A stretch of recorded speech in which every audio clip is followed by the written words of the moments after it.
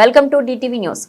వరంగల్లో ఇటీవల కురిసిన వర్షాల కారణంగా లోతట్టు ప్రాంతాలు నీట మునిగిన సందర్భంలో ప్రభావిత ప్రజలకు తక్షణ సహాయం అందించేందుకు వరంగల్ పోతన రోడ్లో ఉన్న మార్వాడి భవన్లో ప్రత్యేక ఏర్పాట్లు చేశారు. ఈ కార్యక్రమంలో స్థానిక ప్రజాప్రతినిధులు, అధికారులు, స్వచ్ఛంద సేవా సంస్థలు పాల్గొని త్రాగునీరు, ఆహార పదార్థాలు, వైద్య సదుపాయాలు అందించారు. ప్రజలు సురక్షిత ప్రాంతాలకు తరలించబడగా పునరావాస కేంద్రాల్లో అవసరమైన అన్ని సౌకర్యాలు కల్పించబడ్డాయి. ఈ చర్యల ద్వారా వర్ష ప్రభావితుల సమస్యలు కొంతవరకు తీరడంతో స్థానికులు అధికారుల కృషిని అభినందించారు.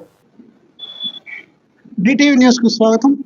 ఇటీవల వరంగల్లో భారీ వర్షాలు కురిసిన సంగతి అందరికీ తెలిసిందే.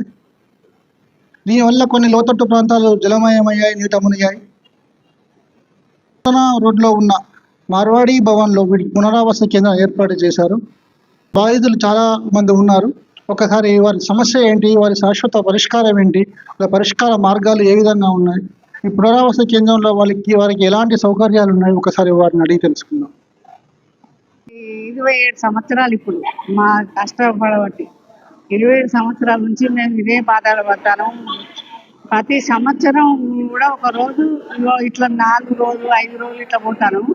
మా గవర్నమెంట్ దండం పెట్టండి చేస్తాండి, మళ్ళీ టైం అయిపోయినాక మన ఇంటిలా పోతాను.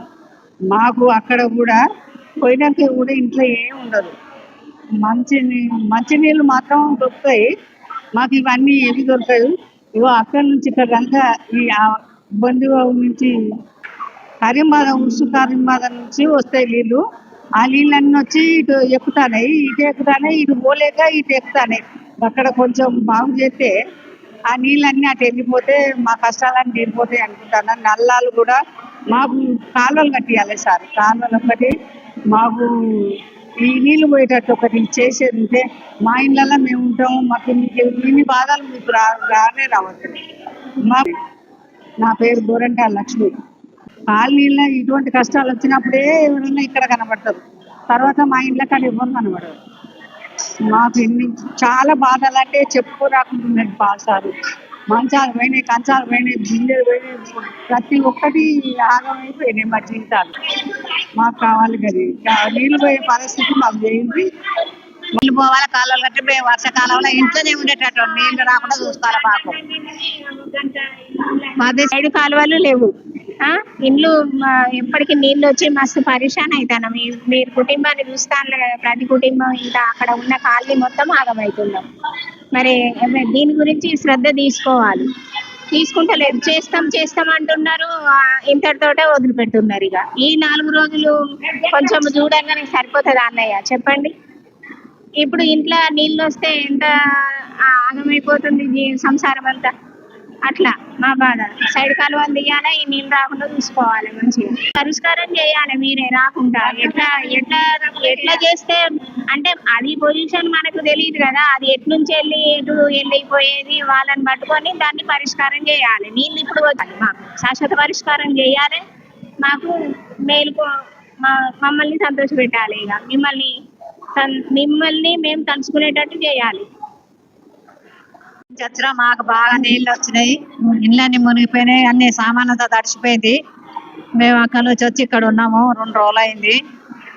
మా ఇబ్బందులు ఎవరు పట్టించుకుంటలేరు, ఎవరు చూస్తలేరు. మా గమనిస్తారు ఏ సౌకర్యం ఇక్కడ గట్లనే ఉన్నాయి. ఏ బాగుంటాయి 100 మందికి ఇవ్వాలి చేసి పెట్టేది. మామూలుగా చేస్తాడు పెడతాడు. ఇక గోడ తీయకపోతే నీళ్లు పోవు. మా జీవితం ఎప్పటికి ఇట్లనే ఉంటది. అది ఉన్నన్ని రోజులు మా పరిస్థితి ఇంతే. వాటర్ వస్తాయి, పైనుంచి వచ్చే వాటర్, ఇటు నుంచి వచ్చే వాటర్ వెనక పోతాయి. ఈ గోడ అడ్డం ఉంది. ఆ గోడ కనుక తీసేస్తే నీళ్లు సారాసుగా పోతాయి. మాకు ప్రాబ్లం అనేది ఉండదు. చెప్పినాం. ఆ మురళన్న కూడా నిన్న తీసేయమన్నాడట గోడ. మరి ఎవరు తీసేసిందో లేదో, అధికారులు ఎవరన్నా వచ్చిందో లేదో తెలియదు మనకు. మేము ఉన్నది ఇంట్లోనే గడపసారి పడుతుంది పోతుంది పీల్చినట్టుగా. మరి ఏం చేయాలి? ఆ వాన బంద్ అయితే లేదు, మేము ఇంట్లోకి వెళ్ళి బయటకు వెళ్తలేవు. చేసుకుంటే బతికేటోళ్ళు. మరి పిల్లలను చదువుకోవాలంటే ఖర్చు చేస్తేనే కదా చదువుకునేది. మరి గవర్నమెంట్ మా మీద దయదలిచి మాకు ఎవరైనా సాయం చేస్తే మేము బతుకుతాం. నమస్తే అన్న, నా పేరు కుర్మిల సంపత్. నేను 28 డివిజన్ కాంగ్రెస్ పార్టీ ప్రెసిడెంట్ అన్న. నిన్న మార్నింగ్ 3:30 ప్రాంతంలో అకాల వర్షానికి ఒకటేసారి సడన్ గా 28వ డివిజన్ లో ఉన్నటువంటి సాయినార్ కాలనీ, బృందావన్ కాలనీ, సంతోష్ మాత కాలనీ, ఎన్టీఆర్ నగర్ అనుకోకుండా ఈ భారీ వర్షాల వలన వరద నీటిలో మునడం జరిగిందన్న. తక్షణమే మేము పొద్దున 4:30 ప్రాంతంలో కొండా దంపతుల దృష్టికి తీసుకెళ్ళడం జరిగింది. కొండమూసారి ఇంబడే అది తక్షణమే అధికారులతో మాట్లాడి మున్సిపల్ కమిషనర్ గారితో, మేయర్ గారితో, ఎంఆర్ఓ గారితో మాట్లాడేసి ఇంబడే అధికారులను పంపించి తక్షణ ఏర్పాట్ల కింద ఇక్కడ ఉన్నటువంటి ప్రజలందరినీ ఇక్కడ పోతనగర్ లో ఉన్నటువంటి మార్వాడి భవన్కి తరలించడం జరిగిందన్న. ఇక్కడ అన్ని రకాల సదుపాయాలు ఏర్పాటు చేయడం జరిగింది. పొద్దున టిఫిన్, మధ్యాహ్నం లంచ్, సాయంత్రం తిన్నారు.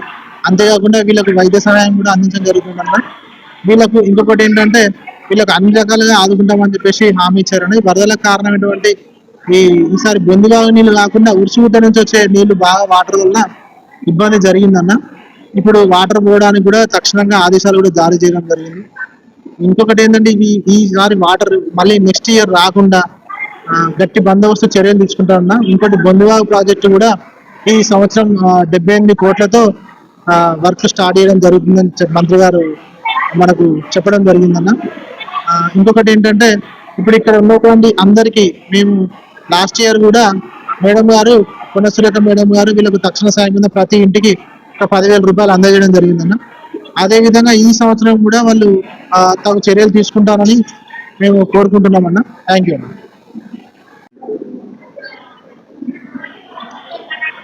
నమస్తే అండి. మేము ఎంజిఎం నుండి వచ్చాము. 24/7 2 days నుంచి మేము ఇక్కడే ఉంటున్నాము. వీళ్ళు 81 మంది ఉన్నారు. పిల్లలు 5 members ఉన్నారు. వీళ్ళకు ఏమైనా ఇబ్బంది ఉన్నా మేము చూస్తున్నాము. బీపీ, షుగర్ అన్ని టెస్టులు చేస్తున్నామండి. వీళ్ళకి ఏమి ఇబ్బంది కాకుండా మేము 24/7 ఇక్కడే ఉంటున్నాము. నైట్ కూడా ఆల్టింగ్ ఇక్కడే ఉంటున్నాం. వీళ్ళకి ఏది వచ్చినా కూడా ఎమర్జెన్సీ ఉన్నా కూడా మేము ఎంజిఎం పంపిస్తామండి. మేము ఎంజిఎం నుండి ఎన్ లక్ష్మీబాయి నేను